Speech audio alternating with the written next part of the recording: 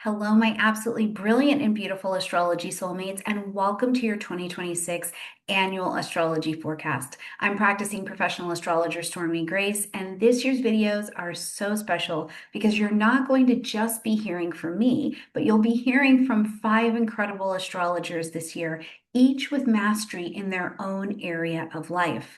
Now, we've come together to give you a full spectrum look at your year ahead so that you can move through 2026 a lot more grounded, a lot more prepared, a lot more excited, and supported. Now, this video is long. It's long and it's rich and it's intentional so that we can go deeper, so that you have something to come back throughout the year and take a look at how it's shaping up with your life. So take your time, grab a cafe, grab a snick snack, whatever you like. Listen to this podcast style. Just give yourself an opportunity to really receive from us. Let every astrologer pour their knowledge into you and take your time to digest each section. Now, in the description box down below, you're going to find your timestamps for every section and each astrologer with their links as well, in case you want to reach out to them on their website for additional resources. Now, you're also going to find your 2026 astrology tools. We've got a beautiful downloadable guide for you, as well as your digital transit calendar from our friends at Wise Skies Collective. You can use my code Stormie2026 to get a little bit of a discount, and we use that all year long as we are traveling together. All of this is to help you be organized, be empowered, and feel fluent in the language of astrology as you are navigating 2026. So, my beautiful friends, take a deep breath, get comfortable. I've got my tea. Get comfortable, and let's explore 2026 together. Hello, my absolutely brilliant and beautiful Scorpio friends, and welcome to your astrology for 2026. Where Scorpio this year, I think it's a really interesting dynamic because we are shifting out of that earth and water elemental vibration into fire and air. So there's a lot more momentum, there's a lot more go, there's a lot more clarity and decisive action that will need to be taken this year. But I do feel like 2025, as we've come to the end of it, really left you in a position to feel a lot more courageous and confident to jump into that air and fire dynamic. So I look forward to talking all about that. Now, I'm not going to talk about the Mercury retrogrades in this video. We'll talk about them along the way as we go throughout the year. And I do want to start your forecast with kind of the end at the beginning, because Venus is going to be going retrograde in October this year, and it's going to go in your sign and Libra. So it will dance between both of you. And I think that this is really important to understand in your storyline, even as we're creeping towards the end of the year, because as Venus has this retrograde here, and it's affecting your identity. This is a close planet. We really feel it when the personal planets go retrograde. So yourself, your self-worth, your relationships, your subconscious relationship to healing as it gets back in there into Libra. Venus starting the retrograde here can have you feeling a lot more sensitive, a lot more aware of what feels off, and really the work that you did in 2025, learning to receive, to slow down, to say, I don't value that anymore, to come back to your pelvic bowl, right? Very Venusian concepts. And I was beating the drum about them with the Venus Reset program last year. 2025, I think if you practice your receptivity, it is going to help you abundantly in this particular Venus retrograde, because you'll be very clear about what this offness is as it's coming around. I mean, it's like the truth is coming up from your intuition and your bones. Now, when Venus is going to move back into that Libra terrain and it's moving into the 12th house space, I still think that there can be some personal secrets that come to a head. They come up, they just kind of emerge out. Things that have been unresolved are here because they don't have value anymore and they need closure. Past relationships, certainly going back and having a healing or a harmonizing and integrating those into your life could be a part of the story. The reason I decided to start with the end at the beginning is because I do believe that this Venus retrograde is a soft calling back. It's very Venusian. However, there's a softness and a discomfort that can come with it as we get to the end of the year as well, because it's like you go back in and you're remembering a past disappointment or something like that, particularly in that Libra vibration. And you're realizing that you've carried from that disappointment a pattern of your thinking or your believing or even the story in your body into your life. And it's almost acted as an escape route. And that is important when we're thinking about what you're also going to be working on in the beginning of the year. So in the beginning of the year, we're going to have this elemental shift with Saturn and Neptune starting us off at the beginning of the year, moving into Aries. In January, Neptune will move into Aries, and then in February, Saturn will move into Aries. And these are going to start to ask you to trust that intuition, but also to take a lot of responsibility. And I do think that that is going to play into how you experience the last part of the year. So as we see that Saturn and Neptune come together in this Aries energy, bringing the story of our fire dynamics together, putting together systems that really support your well-being in your sixth house of daily routine, Scorpio, is going to be so important. But you are really tasked with the courage and the momentum and action to take responsibility for creating that particular circumstance in your life. Now, if this means that you're manifesting it by changing jobs, changing how you do your workflow in the day, you're going and you're doing some healing, particularly to chronic stress or inflammation in your body or patterns, or maybe you're developing just some kind of routine that really feels on instead of off for you at this point in the year. Now, this is a long transit. We are going to work with it for all of 2026. So, the challenge can be here. If you have been struggling with any kind of burnout, looking at letting something go so that you can move into a space and letting it be a lot more sustainable could be the challenge. But it's just about being purpose driven. What does this mean to you? Is it important to you? And if it is, take action on it now, is going to be the message. Then as we continue to travel, we're going to see that Uranus comes forward and gets into Gemini. Now, this is our air component, right? So we see the eighth house, which is a terrain that you're pretty familiar with. But we'll see Uranus moving into Gemini into the eighth house to do a nice tour. You got a snack taste of it here in 2025. But now the space of intimacy and assets is really ready to work. So wherever you have shared resources, collaborations, vulnerability, you're working on trauma, you're working on astrology, you're working on sex, sexuality, your sex life, debt, any place where there's two connections of energies that are interwoven together, taxes, okay, any of these spaces. Now you're going to be having things happen quite quickly, Scorpio. Uranus moving into the airspace is like throwing a lightning bolt into the air, right? It's crackling, it's sizzling, things feel electric, it's moving very quickly. You're having that breakthrough in therapy that took forever. You're having that breakup with that job. You are having this experience of completely redoing a financial structure in your life, or completely emotionally and physically coming into a more vulnerable space with other people. It's going to be fast and likely quite surprising. So make room for the universe to surprise and delight you this year, Scorpio. As we get to June, we're going to see that Jupiter shifts from that Cancerian vibration and moves into the space of Leo. Fellow fixed energy Leo. Now, this lights up the top part of your chart, the 10th house space. So we're talking about your career. We're talking about your soul level calling. We're talking about anything that you do that we know your reputation in public. What do we call you by name in public, right? Now, as Jupiter comes here, it wants to expand this energy. So the doors start opening, in ways that maybe they weren't opening last year. You have the opportunity to expand your visibility, to step into a leadership role, to step into some kind of bigger role. But the South Node will also be traveling through Leo this year as well. So if there is any portion of you trying to step into something to get your ego stroked, or to do it in some kind of way that's very performative, it's not going to work. If it's not purpose driven, as you step into it, it can expand quite a bit.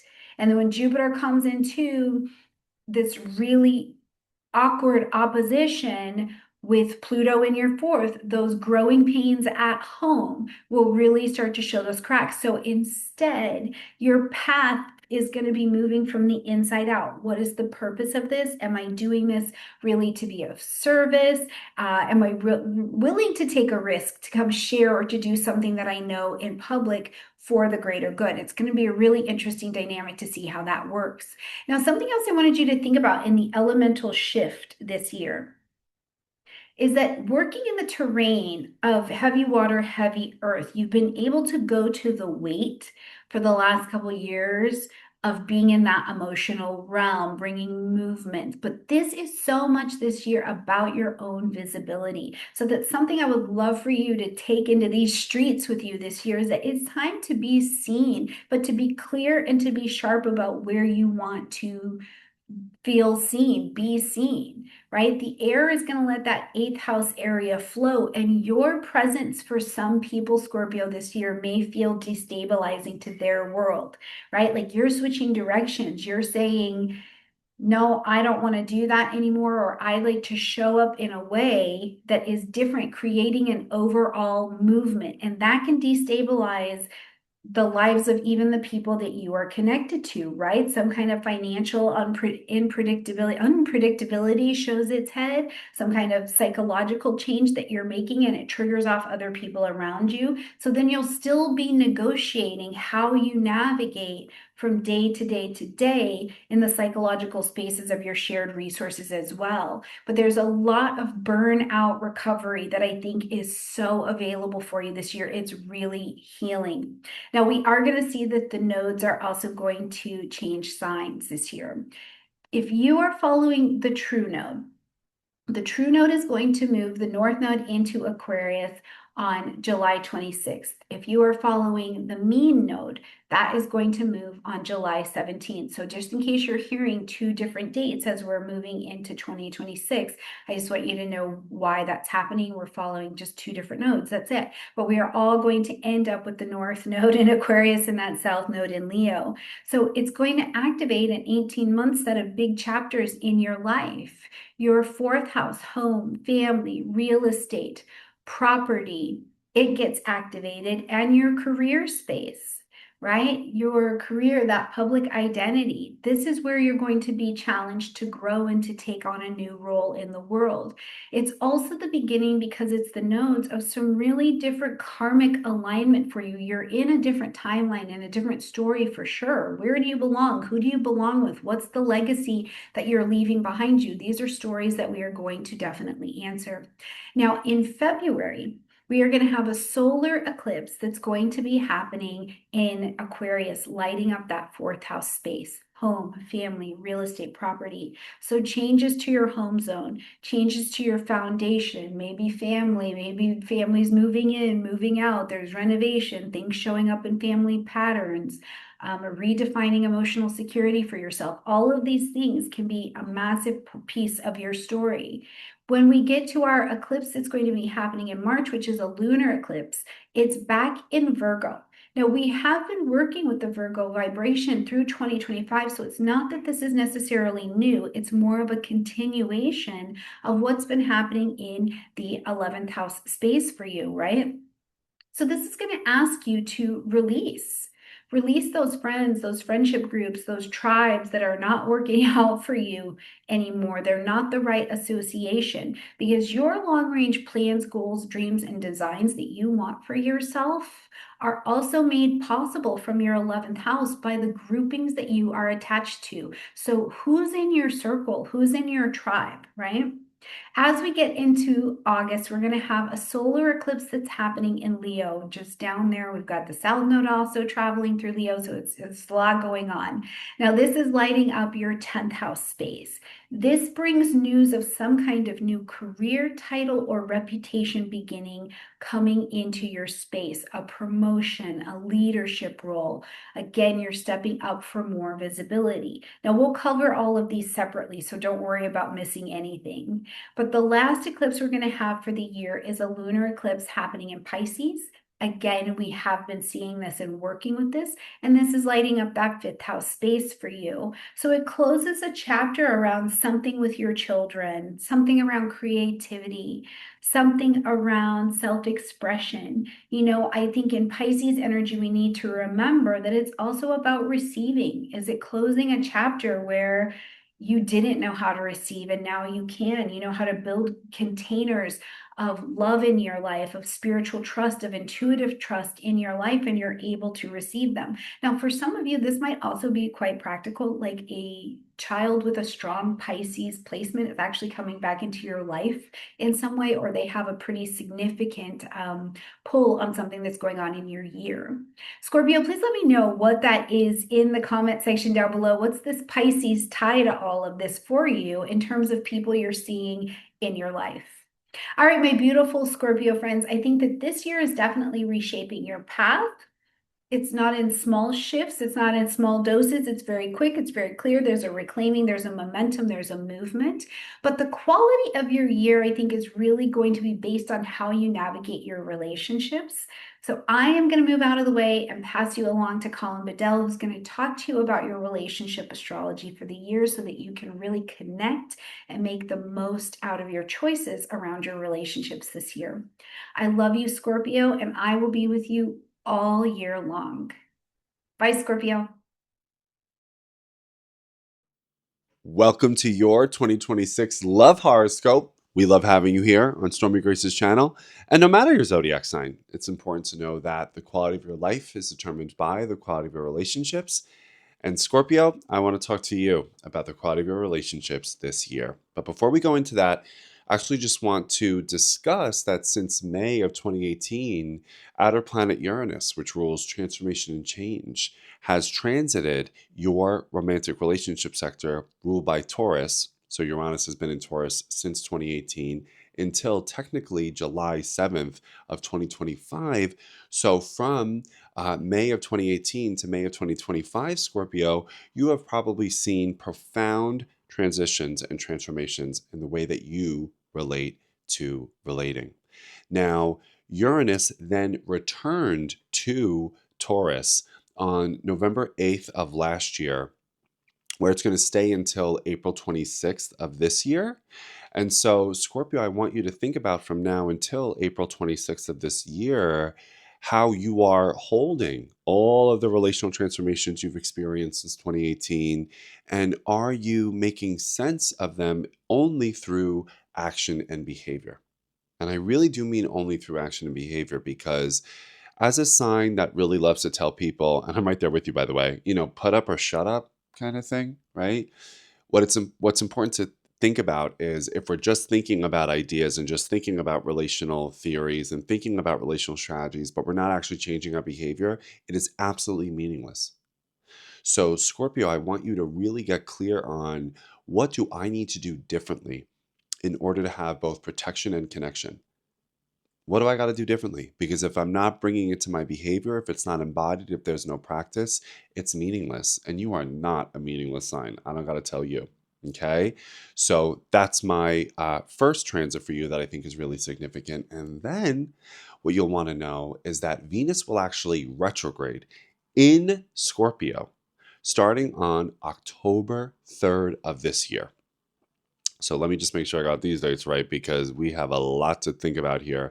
So Venus will stay in Scorpio retrograde from October 3rd to October 25th.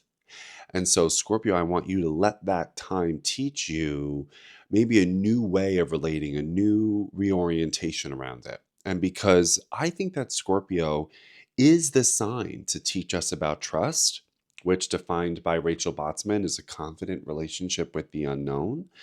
I want you to think about Scorpio. How do you manage and move through uncertainty in relationships with trust? Because you can't take uncertainty out of a relationship and you can't take uncertainty out of trust. Now, Charles Feltman, who studies trust in a professional context, but I think the skills can be applied to our romantic and intimate relationships, would say that trust is a function of the four following skills: care, competence, sincerity, and reliability. So, Scorpio, from October 3rd to October 25th, I really want you to get clear on how do you determine whether or not people care about you and do you talk about it? And then also, how do you demonstrate and show care? Okay, so determine and discuss and demonstrate. Those are the three verbs here. How do you determine, demonstrate, and discuss care? How do you demonstrate, determine, and discuss competence? Because people can say, oh, yeah, I'll do that for you and I want to make that happen, but do they have the competence to back it up? That's a key skill of trust. Sincerity. How are people telling you the truth of who they are really deliberately? And are you doing the same? Definitely, Scorpio, but other people struggle with truth, Scorpio. It's true. And I know really painful. I don't think it's actually very malicious, though. I just think people are so afraid, right? So we'll be gracious with them to an extent. Sincerity and then reliability. Do people do what they say they're going to do more often than not?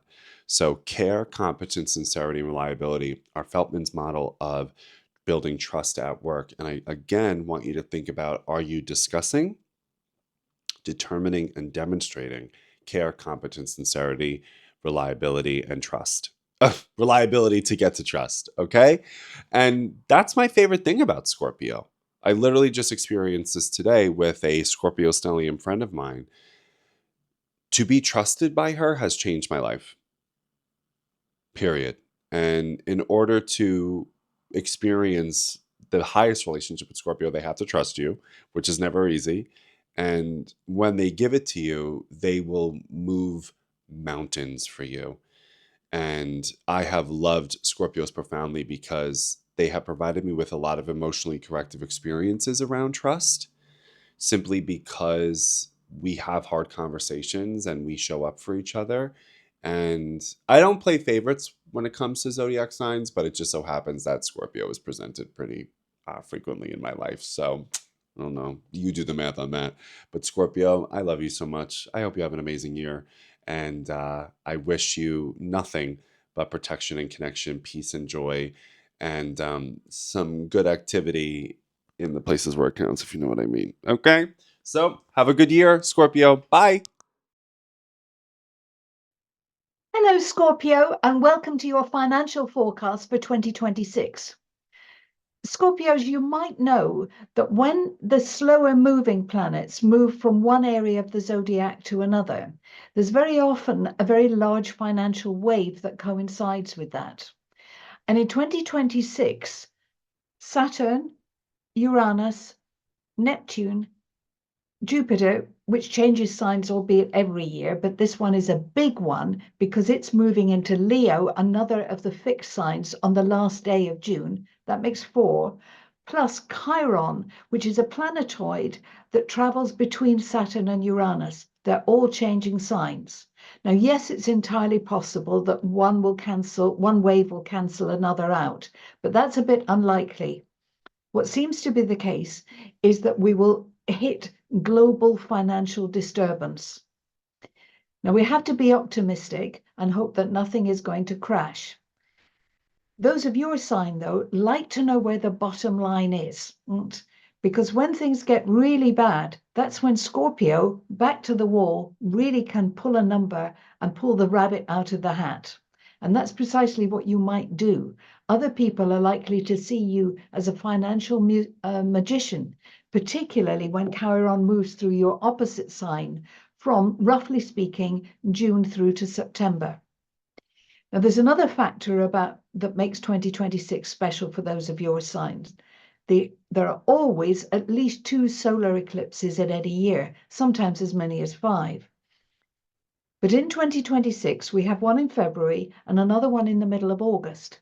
And both of them are in fixed signs like your own. In short, they're across your relationship axis.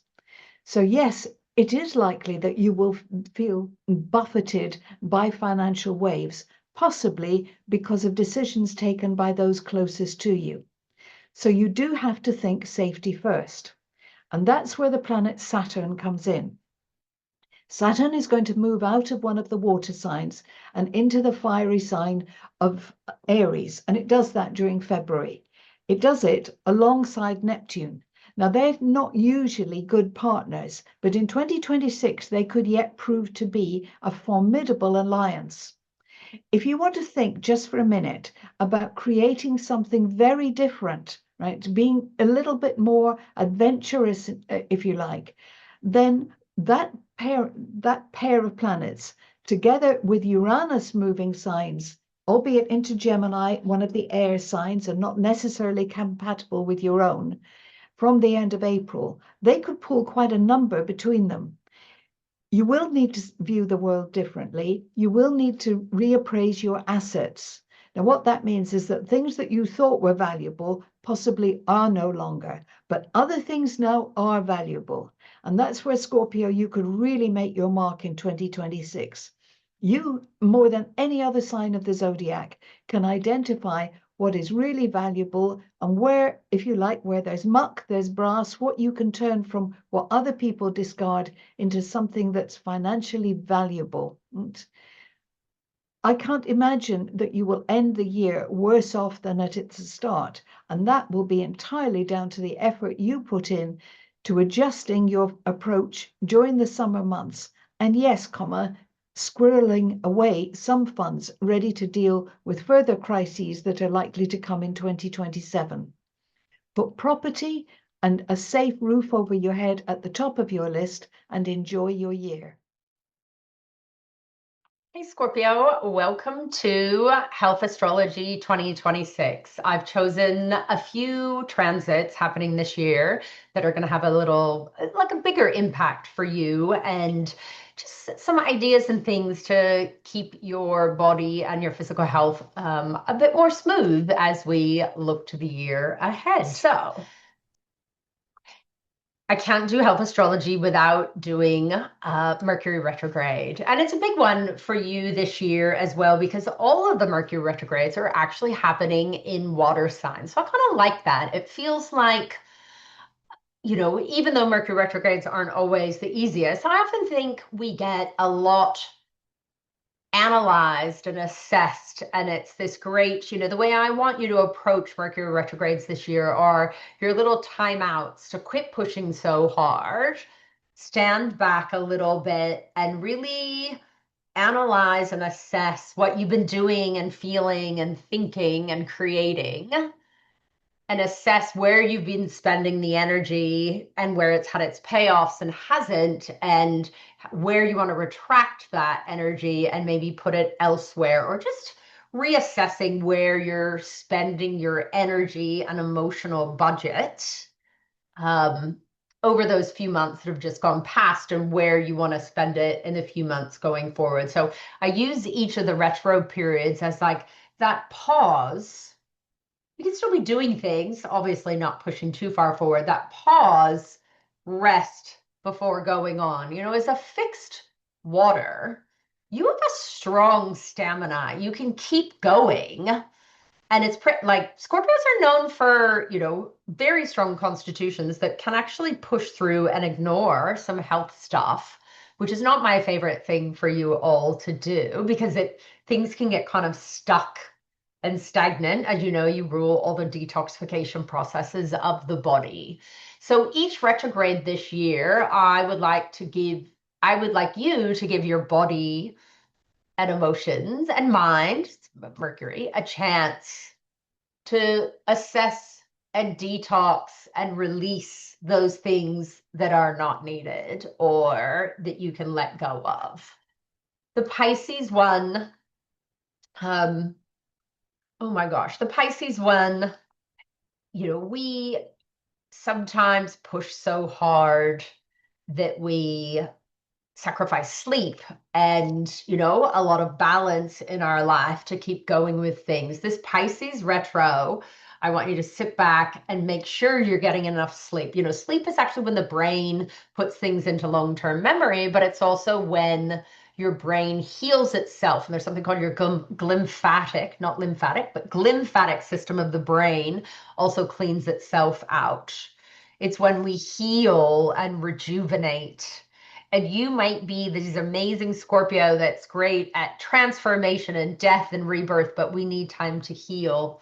And I would love that first retro to be your big rest period, and lots of sleep and downtime and releasing, just nourishing yourself in your home environment. The second retrograde happening in Cancer,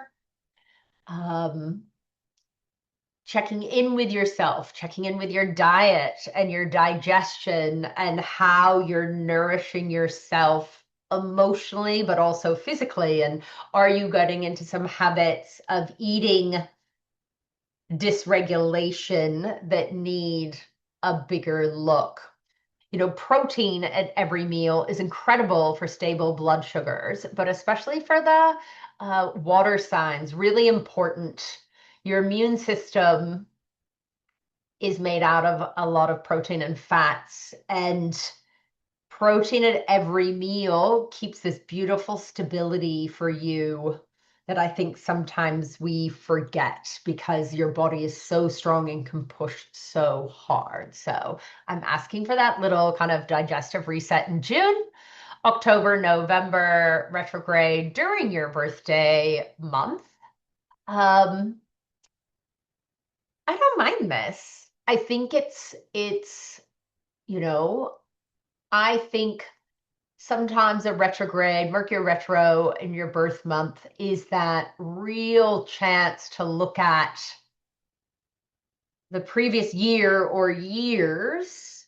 And, you know, it's like a first house retrograde. So assessing how you communicate, how you feel, how you take care of your physical, what are all the mercurial things you do for yourself, and pulling the energy back and making sure you are taking care of yourself. I think retrogrades in a solar return chart, Mercury retrogrades in a solar return are interesting because it's a year where you get to spend more time on yourself, and that creates a lot of progress in some ways. So I like that for you. Just make sure you're taking enough time out and resting and not pushing it too hard, especially with Jupiter going into Leo, which is going to be square. Just not overdoing it, right? Especially the second half of this year, it's a pull in, reassess, release. I know you're good at the release. If you're starting to have hormone troubles, if you're starting to have bowel and detoxification troubles, it's really asking you to stand back and look at how you're doing those things. You know, we've got Saturn coming into Aries for its final, like it's been going back and forth. And you know, with Saturn going into Aries and Leo getting Jupiter, let's just stick to Saturn and Aries. With Saturn going into Aries, this is quincunx to Scorpio. And if you don't know, in medical astrology, quincunx are quite awkward. It's like a dysregulation or a discommunication, not discommunication, but like a not congruent communication. And Saturn going into Aries is really looking at how we expend our energy and where we reserve our energy or not. You know, Aries rules the adrenals and how hard we push forward.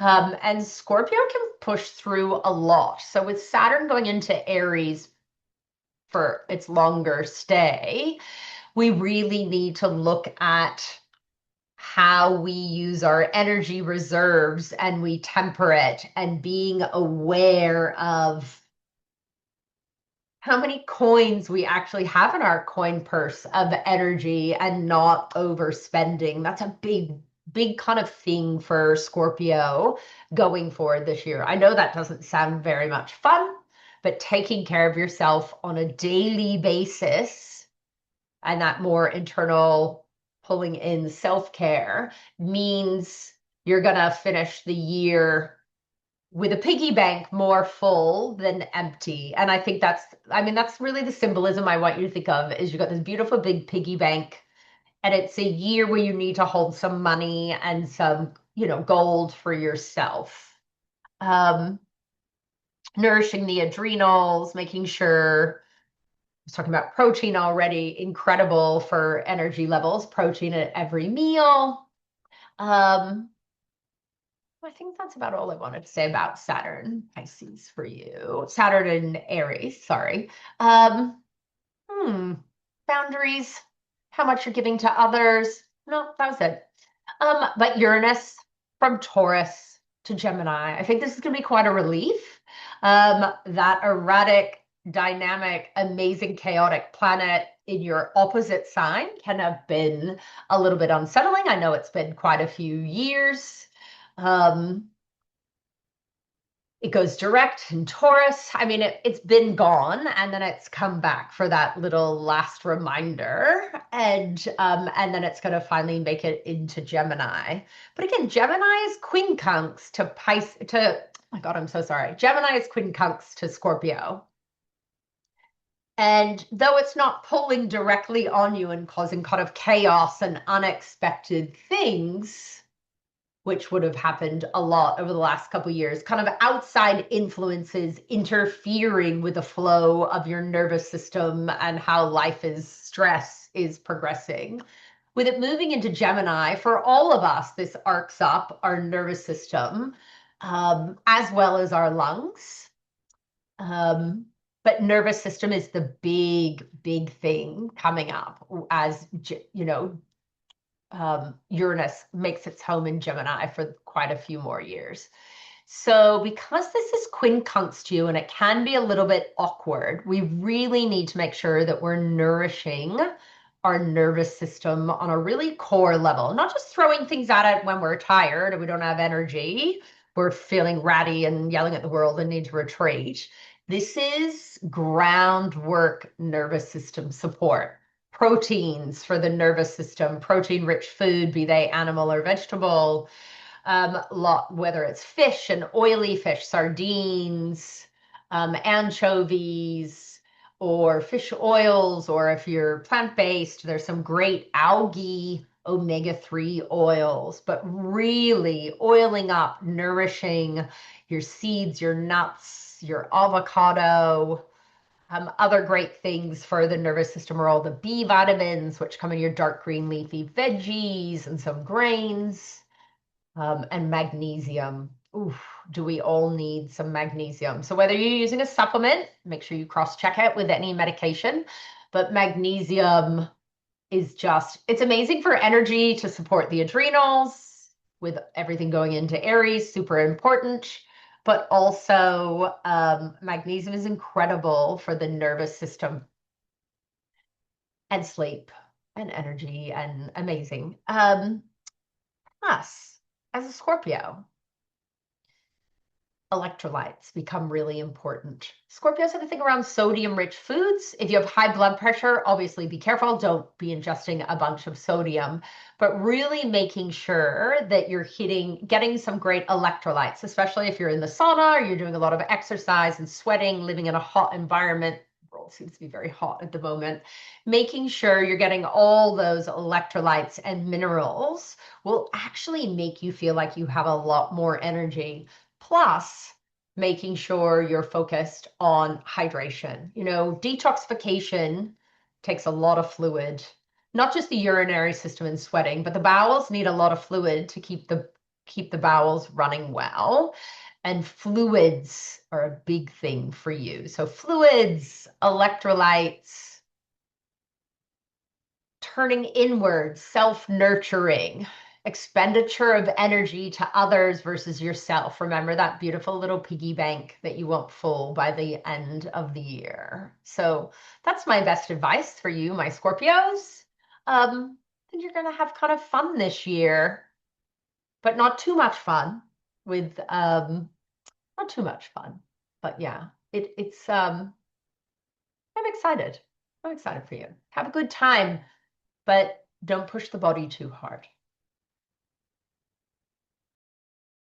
Hey Scorpio, welcome to your 2026 Spiritual Astrology Forecast. I am Tiffany, and I'm so glad you found the Stormie Grace channel. We are going to look at your 2026 year ahead, which I'm calling a year of wilderness.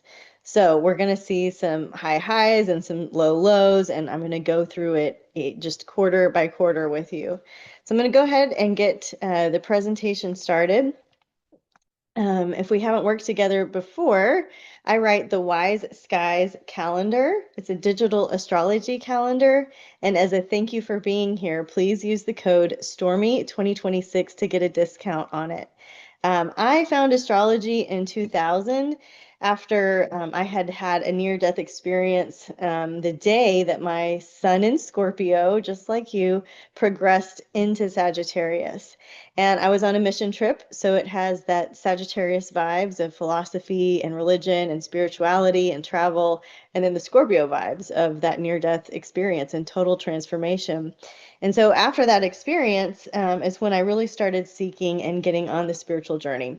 I have a master's in health psychology. I have a background in event planning, music production, and I have a publishing company. And I'm a beekeeper now in West Texas. So if you can dream it, you can do it, right? The old Disney quote. So let's get started. What is really spiritual astrology? What I'm talking about is looking at the map of the heavens and the skies in a way that answers the question, what's God teaching me through all of this? So it's less about what's going to happen to me, and it's more about this too shall pass, and what am I learning through this, and what is my soul calling me to do? What's on my destiny? What's on the path ahead? How can I be in alignment with that? And the number one question I have gotten asked over the last 25 years is, what's the purpose of life? 25 years of being an astrologer. I'm 44, 45 now, almost. And so what's the purpose of life? I don't know. You don't know. That's what keeps the human mind and heart stirred, is this question, finding the meaning, you know? My answer right now, which would be different earlier and may change later in life, is really it's just to glorify the Creator, to stay in wonder of the creation of this beautiful place that we get to steward, that we get to take care of during this small little whisper of time. So a friend of mine reminded me that prayer transcends planets. So we are here to look at the creator and not just the created, and that there is a higher plane of conversation and communication that you can access at any time. Your planetary ecosystem, as we're looking at the horoscope here, the forecast is going to be your age. We're also going to Venn diagram the wilderness cycle into it, and then we're going to look at the quarterly and then monthly forecast. So in terms of the wilderness, the ancient Greek word for wanderer is the word that we use for planet now. So this idea of a wandering star, being lost in the wilderness, being in exile and returning home. What is your spiritual home, right? If you have had a difficult childhood experience, you might brace against the idea of home or a spiritual home. And so there can be some moments to rewire what it means to come home to you. Okay, so to enjoy this forecast, I know you're a Scorpio, just like me. So that's your sun sign. And then how old are you this year? And what personal deserts have you been experiencing? Where have you just been lost in the wilderness and feeling like there's no provision, there's no plan? I don't know when this is going to end. I don't know why I jumped off the diving board. Is there even water down here? Those are your deserts. You know, those are your moments where it's just you and God, where there's nothing else. Nobody can help you. There's no astrologer, psychic. There's no psychological roadmap. It's just you and your creator, and that's it. Those are your desert moments, and I want you to kind of think that through as you consider the forecast. And then I also want you to think about what the creator calls you by name. That's not your role. That's not your midheaven. That's not your sun sign.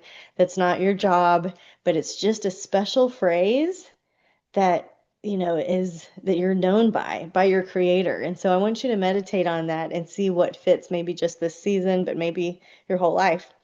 Scorpio, message from spirit. You are the redeemer. I gave you the strength to go deep. You see what's hidden and aren't afraid to walk through darkness with others. Use your passion to heal and to resurrect. Your gift is depth, truth seeking, spiritual healing, and rebirth.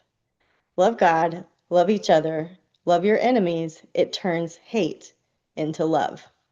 Okay, So, how old are you? This is an annual perfections wheel. So if you're 67, 55, 43, you look here for your age and you dial it down and you see that you're in an 8th house year. If you're 22, 34, 46, 58, you're in an 11th house year.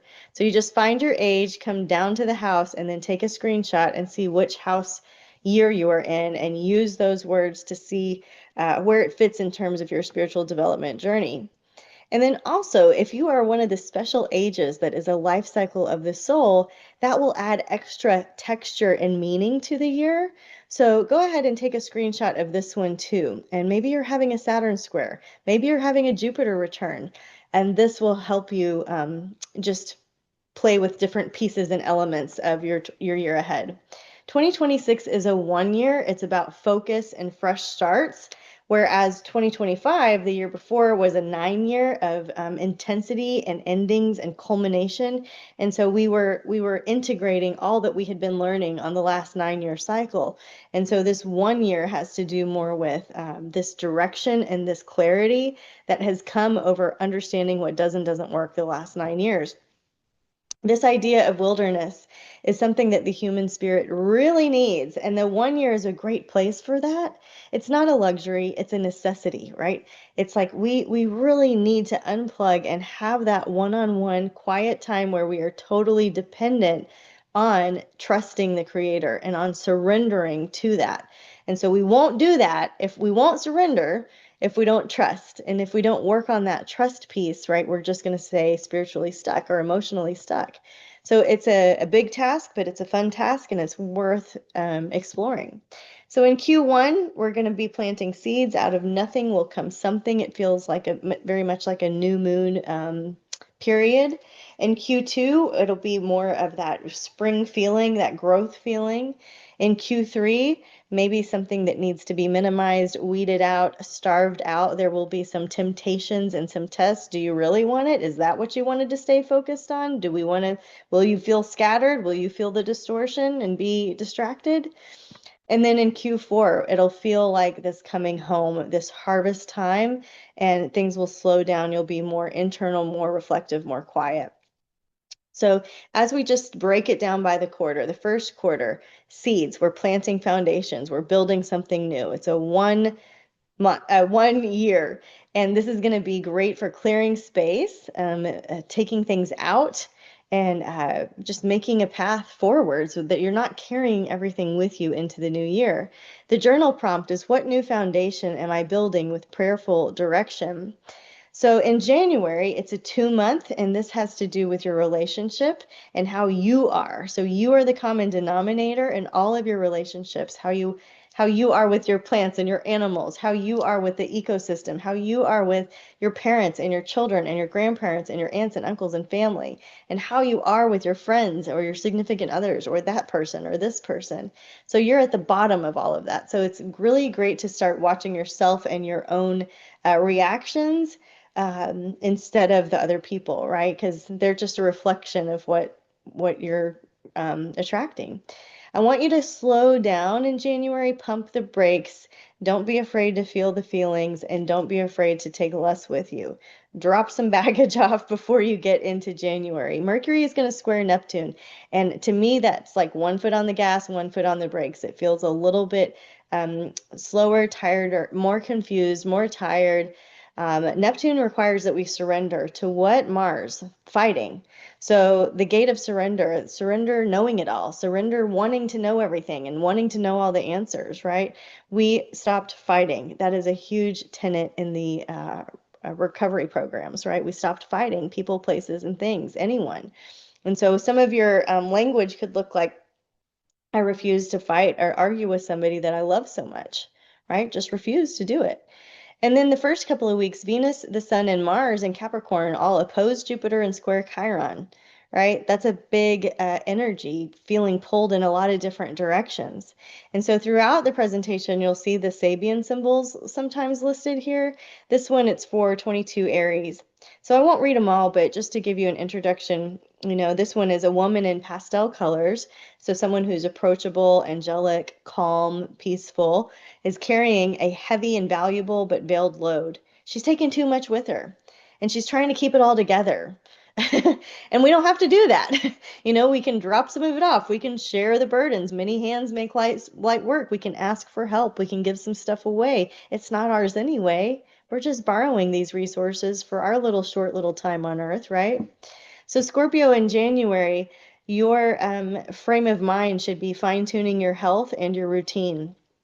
22 Aries, that's going to impact your health and your routine. So what is your job? What are you putting into your head? What kind of workout routine are you having? What's your diet like? And focus on your personal health and slowing down in January.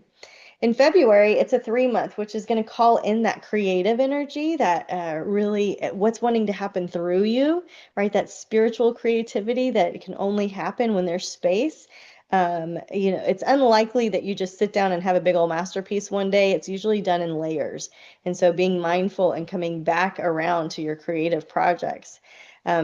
In February, we have a lot going on. The Saturn and Neptune conjunction is at 0 degrees of Aries, the very first point of the zodiac, the baby.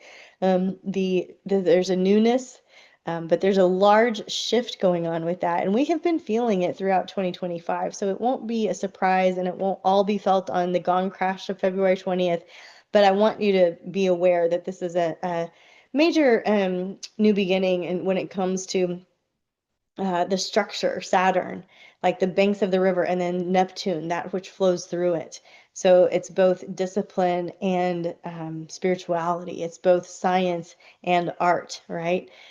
So the eclipse in 28 Aquarius is going to show us sudden social shifts, sudden social shifts. And so for you guys, for us, Scorpio, this is going to take place in the realm of home and family. And so it could be that you're studying your genealogy. It could be that you're studying the medical history of your family. It could be that you are enjoying planning some trips to some family home sites or something like this. But it seems like there's something that is wanting to heal, grow, break through, be the phoenix rising, and not just do family in a way that feels dysfunctional or unhealthy, but to feel really redeemed, right? Spirit for your reading this year said you are the redeemer. And so that's redeeming your own soul, right? On your own path, on your own growth path.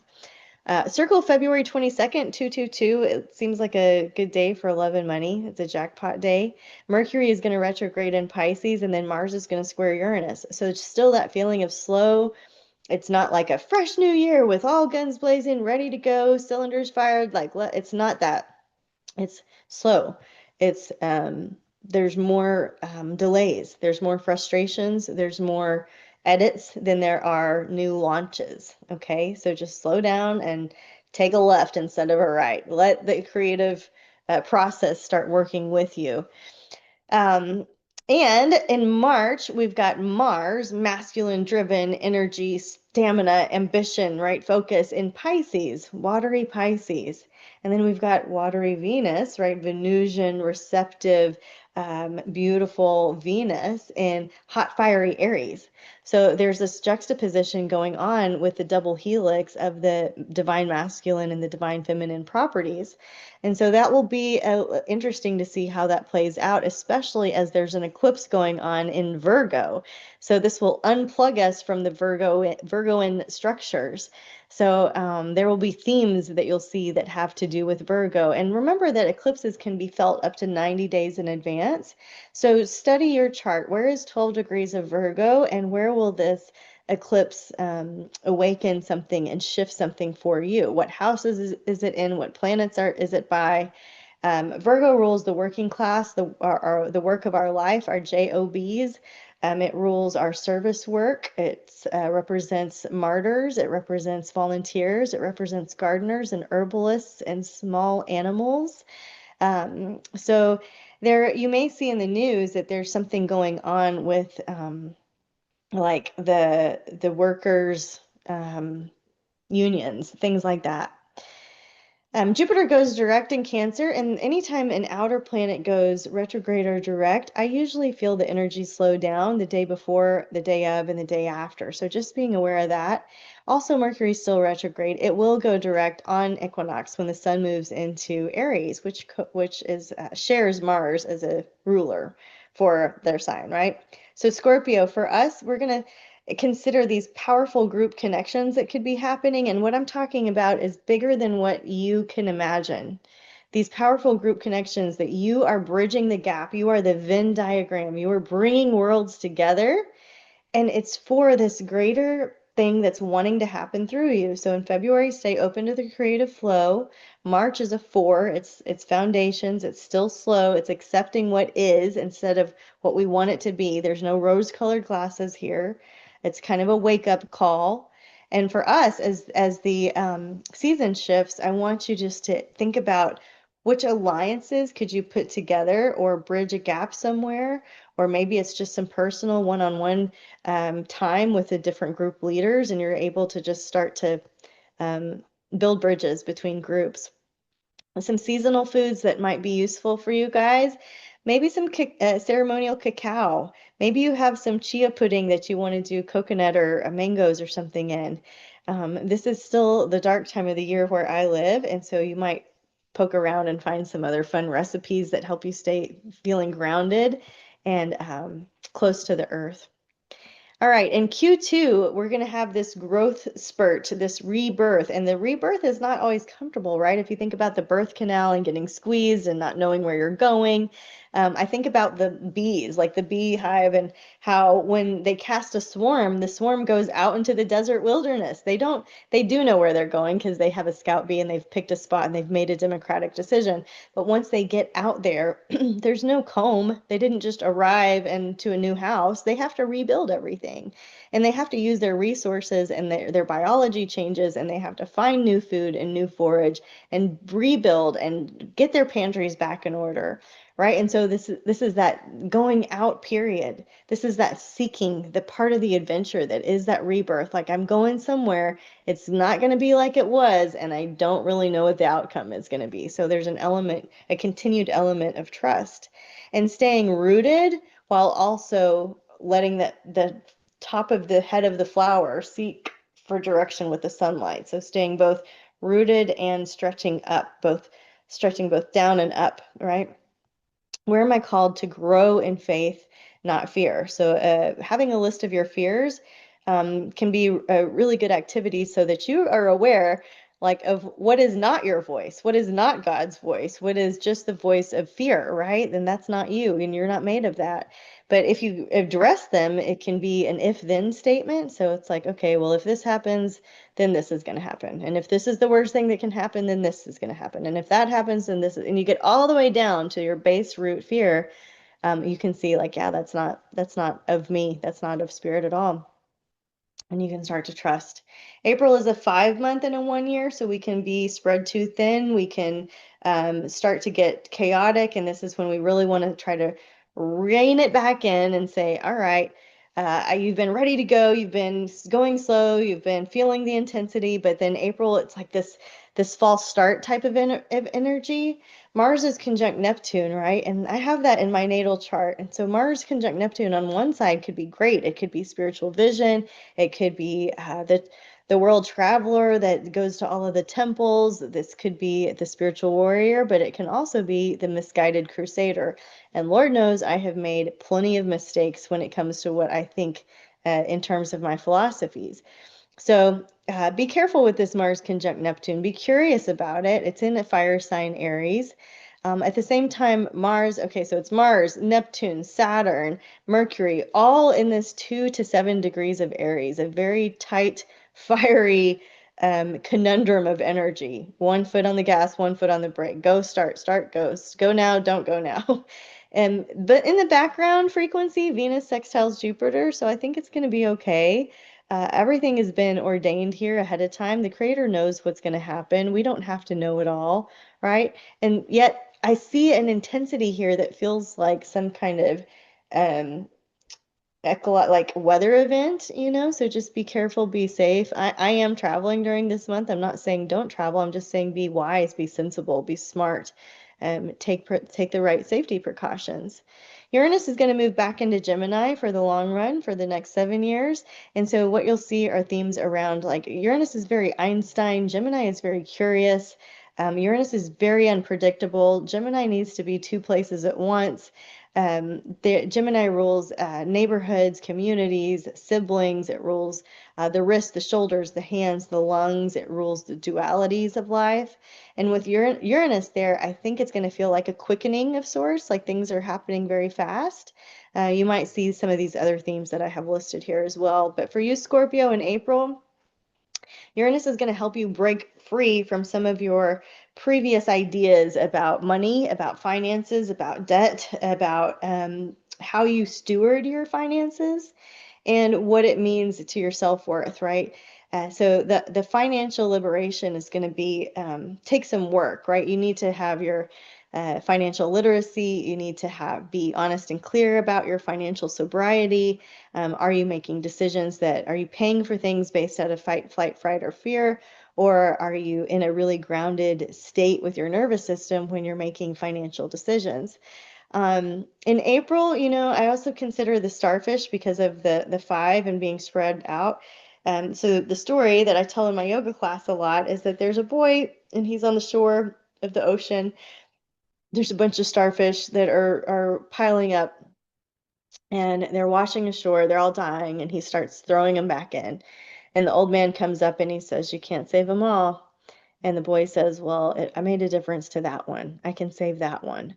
And to me, that's like, it can be overwhelming when you're trying to save them all. But that's not your job. Your job is the one in front of you. So this is a reminder to be present, to go back for that one that's in front of you, right? Okay. Making sense, fellow Scorpio? In May, it's a 6 month, which I love because it's a nesting month, a time of being home and nurturing yourself. I love, one of my friends gave me the mantra pure and blameless this year.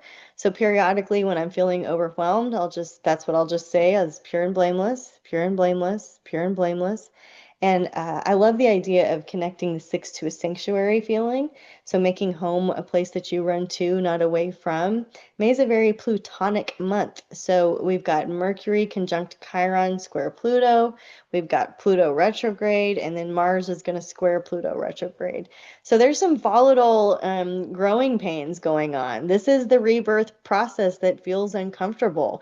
This is the part where we feel a little bit squeezed. This is a part where Pluto unearths something that we just don't want to talk about anymore, that we've already forgiven, that we've already healed, that we're already done with. But nope, there's another layer of that onion. Mercury conjunct Chiron. Chiron is not just the wounded healer. It also connects us to our soulmates. It connects us to the keys of the universe. It connects us to our spiritual gifts, our special talents where we have a niche. I encourage you to go study the myth of Chiron and see what treasures are there for you. But Scorpio, for the month of May, this can be about root and ancestral healing. And so don't shy away, go make your home a sanctuary, make your home a place you run to, not away from, and then dig in and feel the feelings. Maybe there's some confession or redemption. This year you are the redeemer, right? You are the redeemer. So what can you do with your prison sentence? What can you do with whatever it is where you have jailed yourself, where you have put on the cage of responsibility when it wasn't maybe even asked of you? Where have you put on the cage of guilt, right? Like all of these things, you're going to go back and visualize yourself and visualize your ancestors, your grandmothers, your grandfathers, and visualize each age of yourself with these loved ones and just give them hugs and thank them for all the hard work that they did to get you where you are. And then do any sort of separation, growth, healing, love, prayer. You can pray for your loved ones that are in spirit. These would all be great things to consider in May. June is a 7 month, and that is a deeply spiritual month to study. So if you're doing yoga teacher training, if you are reading the sacred texts, if you are listening to podcasts that just take you deep, right? That's a very seven thing to do. I always think about the spiritual staircase that goes up to Merlin's library and all of the fun things that we could learn there. Again, we're not owed all the answers. We don't have to know it all. So I like to pray ahead of time, like, let me see the things you want me to see and not the things you don't want me to see.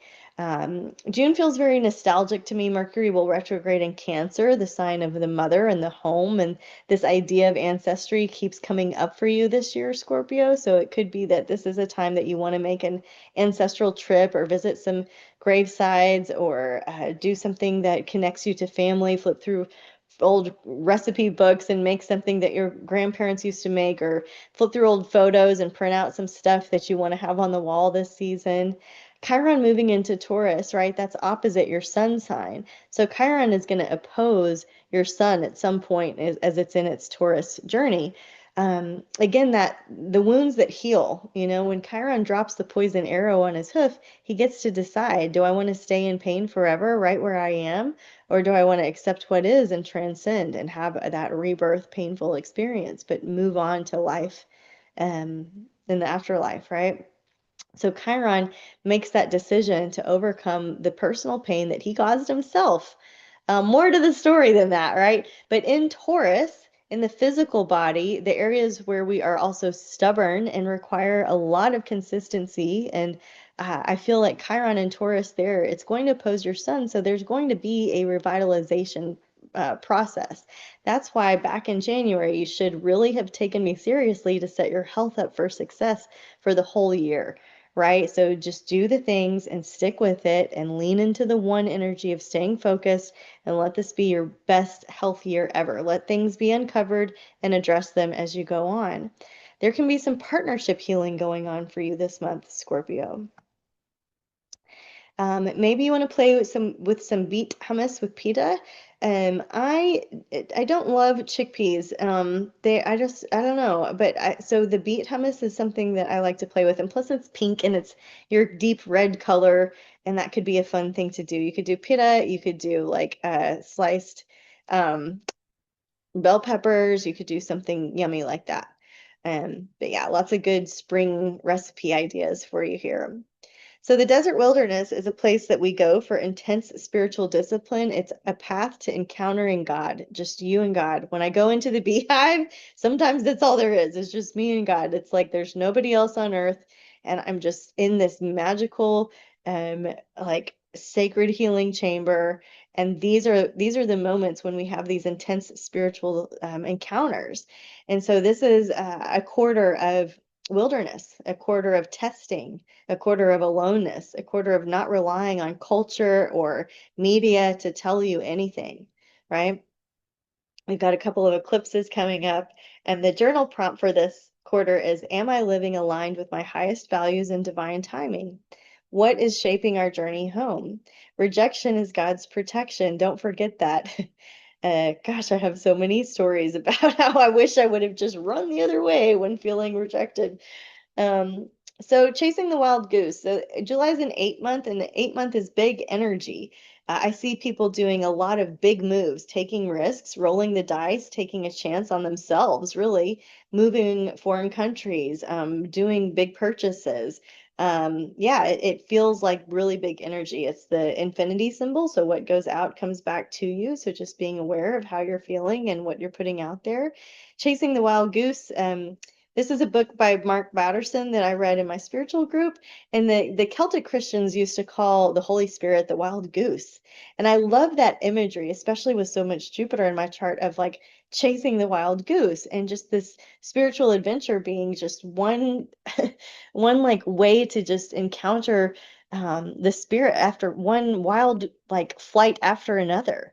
Chasing the wild goose means not necessarily having all the plans laid out, but trusting and surrendering that they will be laid out for you. Just like those bees that swarmed. They don't have it all together. They just trusted that that was the spot and they went for it. All right. I have a lot of cool synchronicity stories about that. If you can dream it, you can do it. There's a lot of outer planet activity going on here. The tectonic plates are shifting. You're not going to be the same person in July that you were in January. This is a very different vibe. And although these outer planets are maybe the louder ones in the room, what I want to draw your attention to this month is the North Node will shift from Pisces into Aquarius. And the North Node is that point of destiny that we're reaching for, that we're yawning, that we're yearning, that we want to be involved with. Whereas the South Node is what we're eliminating, taking less of, right? what we are digesting and moving past. So with the North Node in Aquarius and the South Node in Leo, those are fixed signs. So there can be a rigidity with that. Yeah, I mean, and rigidity isn't bad. It can feel decisive. It can feel clear. So you could be clearly wrong. You could be decisively wrong, but that's just between you and your creator. That's just you and your own heart, right? So this is a month of being wild and free. This is like breaking the chains. What do you want to be free from? What do you want to be free for? There is some intensity in the air, and just stay curious about it, right? You are still on this really redefining home pathway. I feel like you guys and myself included, just change the furniture around. Go, let that be your adventure. You don't have to do something drastic. You don't have to get in a huge amount of debt, but do something with your home that is going to make you feel like everywhere you look, it's delightful, that your desk is solid, that the work you do is successful, that your bedroom is peaceful, right? And doing this, like restructuring your home, is also going to, when you clean out a drawer or something, you just feel better. When you clean out your garage, you just feel better. So it's going to detox the physical body a little bit too. And it can be intense when you're going through a lot of old stuff. It's a lot of energy. So leave room for some of the emotions to clear through as well. But yeah, this idea of redefining home and what is your spiritual home. The ancient yogis used to practice Shavasana, right? We still practice Shavasana in the studios. It's the practice of dying. It's corpse pose. And so there's something to overcome with the fear of dying based on your own feeling of home and family and how you thought it was or what you wanted it to be or all of these things, and then redefining that based on your spiritual home and your spiritual family. Okay, August is a 9 month. There's a lot of intensity, pressure, integration, culmination, completion, endings with a 9, and it's in the context of a 1 year. So that's going to be beginnings within endings. It's going to feel distorted and chaotic, especially with 2 eclipses going on here, one in fire sign Leo and the other in water sign Pisces. And so you're going to see some typical destructive eclipsey type things, but you're going to have done your yoga. You're going to have cleared your mind. You're going to have been practicing and keeping your body healthy. You're going to have worked out and used your breath in the same amount of inhales as the same amount of exhales. You're going to have balanced the Ida and the Pingala. You're going to have done the things to be as fresh as you're going to be. So going out through the rest of the year, you're going to be solid and stable and ready and not surprised by any of the big waves, right? It's like going to a rodeo and being so surprised that there's a bucking horse. No, you're not going to be so surprised that there's a bucking horse. You're not going to be so surprised that the horse is acting like a horse, And so you're not going to be so surprised that eclipse energy is acting like eclipse energy, and it can happen up to 90 days in advance. But we may see some weather events with fire and water. We may see bridges or mold or pipes bursting or being fixed, or there could be things to do with volcanoes within islands, within waterways, within the oceans, underwater fires. There could be something to do with like personalities and personas and famous people that gets a big cosmic magnifying glass put on it. There could be something with our waterways, our oceans, our sea mammals, sea mammals. Why did I say mammals? Sea animals, something like that going on.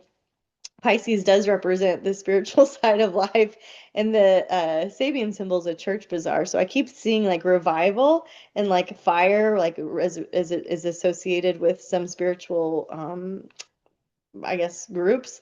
And so there's this feeling of a spiritual fire, a cleansing, a mass revival type of a feeling going on. So you're going to be careful that you're following God, not men, because men, and I mean humanity, like people, we're going to get it wrong. We're going to mess it up. And so there's not one person that has the answer or that's ever going to do it all right. So it's more important to listen for your gold nuggets from the Holy Spirit, like working through people as opposed to the people themselves. And I think this eclipse might shake up or wake up some false prophets in a way, maybe. So for you, this is going to be a career shifting moment where you're like, I can't do that thing one more day and I'm going in this direction now. And so if you love your career, if you're not working, if it has nothing, if that nothing of this is making sense to you, what I want you to be aware of is that these eclipses hit your 10th house of your reputation, which is often associated with your purpose in your career, and your 5th house, which is often associated with romance and creativity and the heart. And so I want you just to be open to letting something complete and ignoring the feeling like, oh, if you just worked harder, if you just hung on a little longer, or if you just good girled your way through it. That's all distortion and chaos. That's not the voice of your creator. The voice of your creator is peace and clear and direction. And it's not asking you questions that make you feel crazy, right? So here we are. At the end of this quarter is a reset button. So I think that there's going to be some moments, like some burning bush moments, like, okay, there's some wake up calls here, and it's a 1 month and a 1 year, and this is a fresh start. At the same time, Mars, which does not like to be in Cancer, is squaring Saturn. So the malefics are squaring off with each other, Saturn retrograde in Aries. And so this battle of malefics to me felt like a spiritual reminder that praying for our enemies turns hatred into blessings. And this was part of your message for the year, Scorpio, right? And so it's not necessarily like letting somebody off the hook who should have gotten justice. It's more just about sending them the love, I don't want to say love bomb because that has a bad connotation, but you're just turning hate into love, and you are good at that, Scorpio. You get a bad rap. I know, like, everybody thinks that we're all jealous and vengeful and all the bad things about Scorpio, but you know what we're really good at is getting through that mess and turning water into wine, or wine into water, or lead into gold, or other way around. There's an alchemy that you are able to do. You can change the vibe, and that's what you're called to do in September. See the chaos, change the vibe, get clear, right?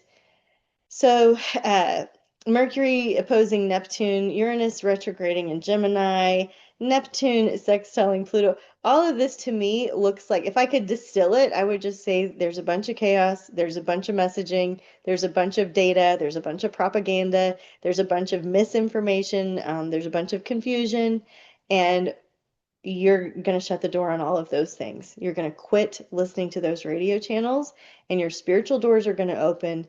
And you're in the desert, you're in your wilderness, so your spiritual doors are open, and you're going to connect with your creator in a way that opens your spiritual gifts that you can really hear clearly and set that intention for sure.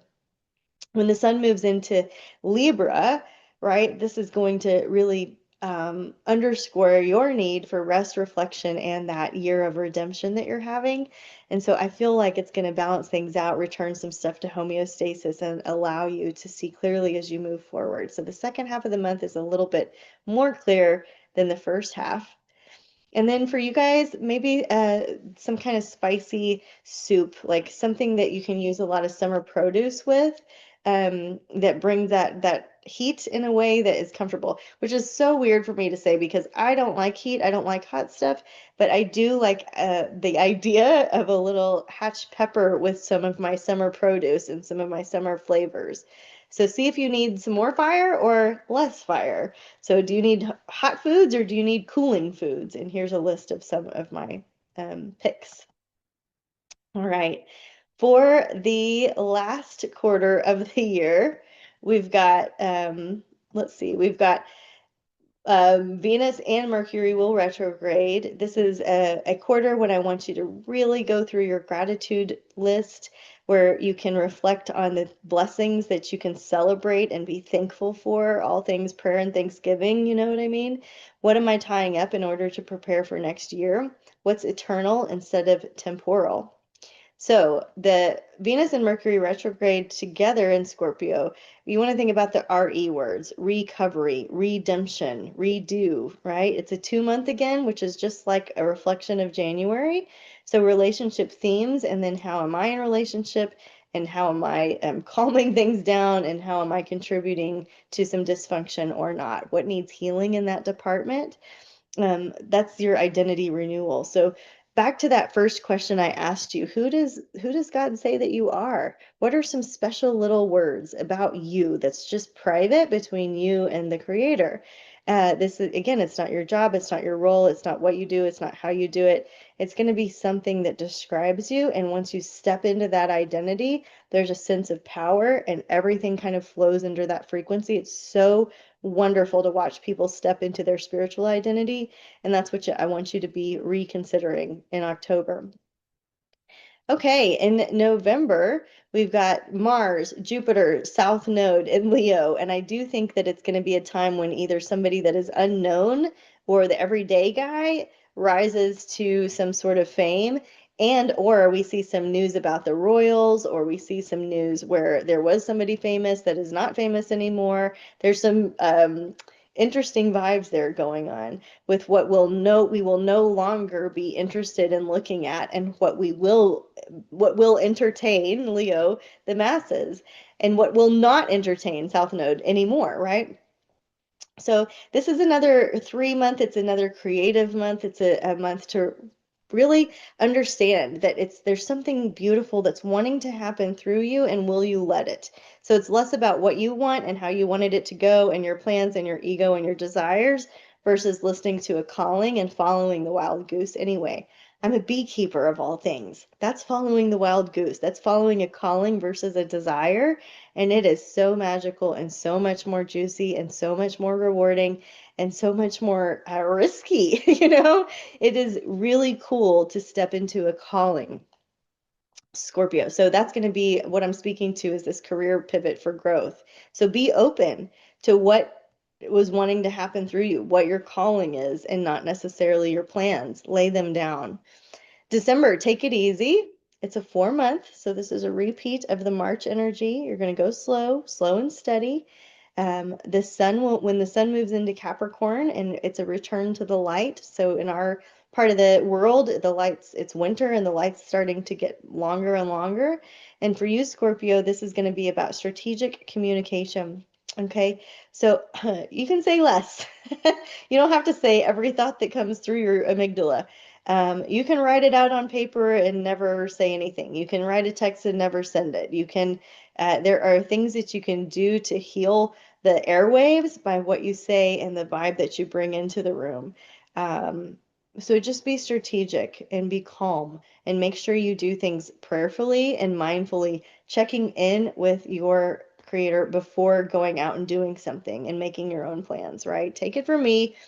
Every time I make my own plans, it's not necessarily what's in my best interest. But if I will sit down and have a prayerful moment, sit in meditation and really listen, that's strategic spiritual communication, right? All right.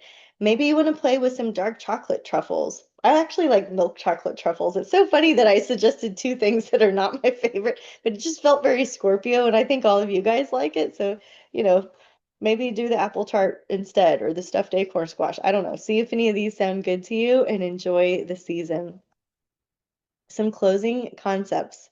Our guiding light is the creator of the earth and the moon and the heavens, not the planets themselves, right? The spiritual journey offers this. When we come to the end of ourselves, the end of our ego, our desires, our plans, what we thought we wanted, how we thought the world worked, that's when we really return home.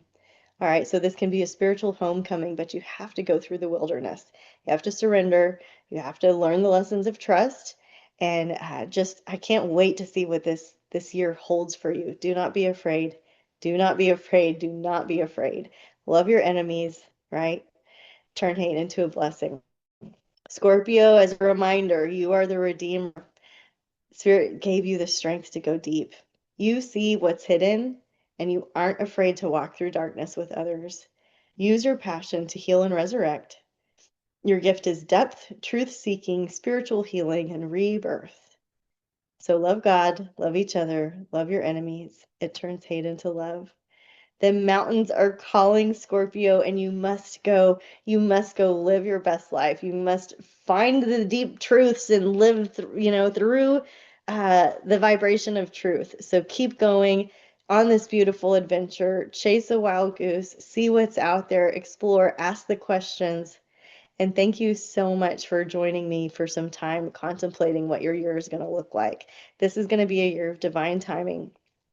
If you want support with the the daily transits in the digital astrology calendar, please go to wiseguyscalendar.com and use the code Stormie2026 to get a discount on your copy. We love you. We're glad you're here. We're here with you. And have a wonderful new year. It has been my honor and pleasure to walk with you. Again, I'm Tiffany, and namaste.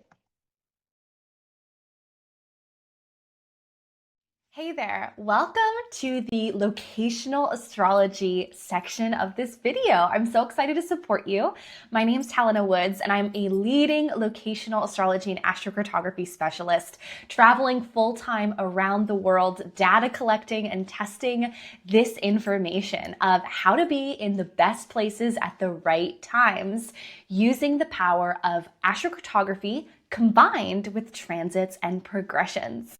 So if you don't know astrocartography, it's essentially a sub-niche, subdivision within the bigger umbrella that is locational astrology. And it's essentially the astrology of place, the astrology of location.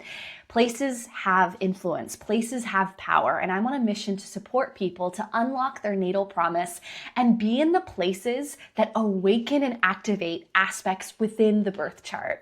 The most important thing that you're going to want to do is you're going to want to note when transiting planets are hitting your personal planets. Now, in this video, I'm giving general descriptions for each rising sign. However, astrocartography is very personal in that your moon's at a certain degree. Your Venus is not going to be the same Venus that someone else's rising sign is, right? Our planets in our birth chart are in specific zodiac signs at specific degrees in certain parts of the chart. And so the key thing I want you to take away from this whole video is that when you go to an astrocartography line, let's say the moon line, for instance, you want to go to that moon line when a transiting planet like the sun, Venus, or Jupiter is going over your moon, because that's where we're getting the most acceleration, enhancement of being at the right place at the right time. And so I've been doing this in my own life for the last 3 years, traveling the world full time, noting the planets that I would like to receive from. So for example, if you want publicity and acknowledgement and attention, you'd go to your sun line. If you want to launch or promote or even commerce, sales, marketing, socializing with friends, having an astrology meetup, meeting up with people, Mercury lines. If you need some confidence and courage, go to a Mars line. If you're looking for some more knowledge and expansion, seeing more possibilities, that question of where do I need to be expanded in my life? What needs clarity? Go to a Jupiter line. So utilizing and understanding what these planets represent in astrology, knowing their meanings, you can plan trips accordingly to go to those places to get the maximum enhancement of what that planet symbolizes. And also being there at a time when you personally are getting the activation by transits and progressions to your planets. This is where things really take off to a whole other level. The other way that you can get the maximum benefit of these stories, even if you don't travel, is by getting the energy through remote activation. So calling up that friend that lives on the Mercury line when you've got the transit, reaching out to that podcast to do a collaboration on your Jupiter line. Even though you don't live on the Jupiter line, you know a podcast host who lives on your Jupiter line. Reaching out to them when the timing brings it up, okay? Obviously, traveling to these lines and being in these locations is where you're going to get the most maximum benefit of astrocartography, but still, these are important things that you can do that can help you. So let's get into the 2026 travel forecast. Now, the best time to really travel in 2026 will be when Jupiter is direct. And this is between the time frame of March 10th to December 11th. We start 2026 off. We start the year off with Jupiter retrograde, but Jupiter, the planet of travel, knowledge, and expansion, will move direct. On March 10th, Jupiter will station direct, will move direct on March 10th. And so once we get to March 10th and Jupiter's direct, I really love this for all things travel. Note as we get to the end of the year that Jupiter will also retrograde December 12th of 2026. So just some key timeframes to note in your calendar for the year. Now, I want to kind of bring up an example of how you can use astrocartography with timing, as I mentioned earlier. In 2026, we have Jupiter in Cancer. If you have any planets in Cancer personally, or Leo, if you have any personal planets, Sun, Moon, Mercury, Venus, Mars, Uranus even, Neptune, outer planets, Pluto, Saturn, Jupiter, even the nodes, if you have the lunar nodes in Cancer or Leo, this year, if you have any planets in Cancer, this is the year to go to that planetary line that you have that's being transited by Jupiter. Same thing with next year. As we get into next June 30th of 2026, Jupiter will ingress into Leo. If you have any planets in Leo, including the lunar nodes and even the outer planets, if you have any placements in Leo, going to that astrocartography line as Jupiter is hitting it. So for instance, if you have Mars in Leo, or you have the Sun in Leo, or you have Mercury in Leo, going to the Mercury line when Jupiter is hitting it is a really cool way to accelerate things, enhance your life, and get a lot of cool opportunities and expansions and enhancements with that Jupiter transit. So wanted to just mention this right at the top before we get into the rising sign forecast. Look at the planets that you have in your birth chart.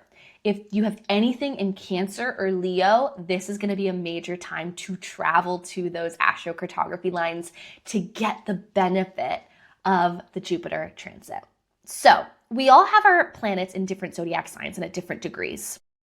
And these planetary lines are scattered across the globe. So this is why astrocartography is so personalized. It's so unique. One person's map, if they were born 15 minutes later, it's a completely different astrocartography map. And so this is why knowing those planets in your birth chart and the degrees and all of that is going to be so important to get this as personalized to you as possible, as well as your planetary configurations. What are the planetary conditions of your sun line? What is the planetary condition of your Mercury line? As an example, I know a ton of people that love living on their Pluto lines. They have strong Plutos in their chart. I love living on my Saturn line. I have a very supported Saturn in my birth chart, enclosed by the benefics. We got a Venus square, we got a Jupiter trine. So this is why going a bit deeper into understanding planetary condition is really important if you're going to be making a serious move, like relocating to an astrocartography line.